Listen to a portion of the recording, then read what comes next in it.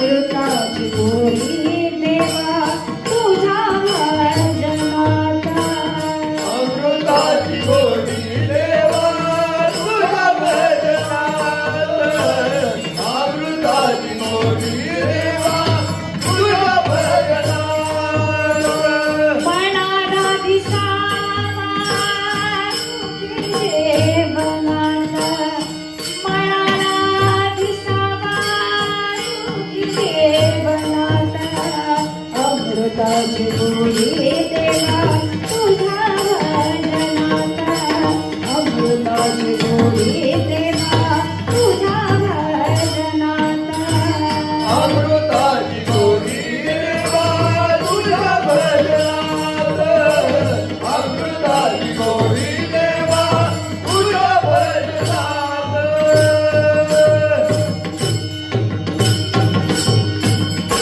भजनी रंगावे जग विसरावे राम नाम घ्यावे चिपळ्यांची साथ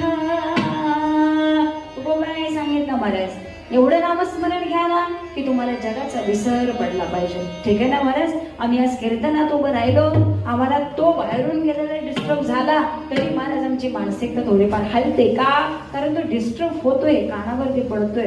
परंतु तुकोबरायांचं तसं नव्हतं महाराज. तुकोबराय जर कीर्तनात एकदा डोलायला लागले ना तर महाराज समोर कोण आहे का नाही का, शेजारी काय झालं, इकडं काय झालं, काहीही त्यांना माहिती नसायचं. का, कारण देह विसरून भजन करणं, देह विसरून कीर्तन करणं पायोपरी अवस्था होती माझ्या तुकोबरायांची. म्हणून तुकोबरायांनी तुम्हा आम्हाला एकच सांगितलं की बाबा या नावानं काय अवस्था प्राप्त होते, मायबापो देहातीत अवस्था प्राप्त होणं, देहावरती न राहणं, महाराज देह विसरून जाणं, ही अवस्था जर काय कशाने प्राप्त होत असेल तर ते एका नामस्मरणाने आहे बरं का महाराज. आणि हे नामस्मरण आम्हाला तिथं घेऊन जातं आणि जातच महाराज. आणि ज्यावेळी हे नाम, हे प्रेम भगवंताबद्दल उत्कंठित होतं ना त्यावेळी महाराज देव सुद्धा आमचा वैर लागतो आणि देवाला वाटतं की अरे आता याला माझ्याशिवाय करमत